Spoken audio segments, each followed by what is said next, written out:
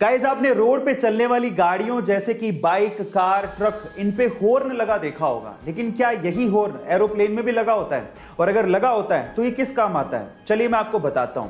Actually road पे चलने वाली गाड़ियों के जैसे ही हवा में उड़ने वाले एरोप्लेन में भी हॉर्न लगा होता है, लेकिन ये पक्षियों को भगाने या डराने के काम नहीं आता और ना ही ये दूसरे एरोप्लेन को रास्ता देने के लिए कहने के काम आता है, बल्कि ये हॉर्न ग्राउंड स्टाफ और ग्राउंड इंजीनियर से संपर्क साधने को काम आता है। और साथ ही साथ अगर कोई प्रॉब्लम हो जाए तो इस हॉर्न का ग्राउंड पे इस्तेमाल किया जाता है, ना कि हवा में। गाइस, ये इंफॉर्मेशन आपको कैसी लगी चैट सेक्शन में जरूर लिखिएगा और ऐसे अमेजिंग वीडियोस के लिए YouTube पे हमारे चैनल को सब्सक्राइब कर लीजिएगा और अगर आप इंस्टाग्राम पे देख रहे हैं तो मुझे फॉलो करना मत भूलिएगा। मिलता है अगली वीडियो में।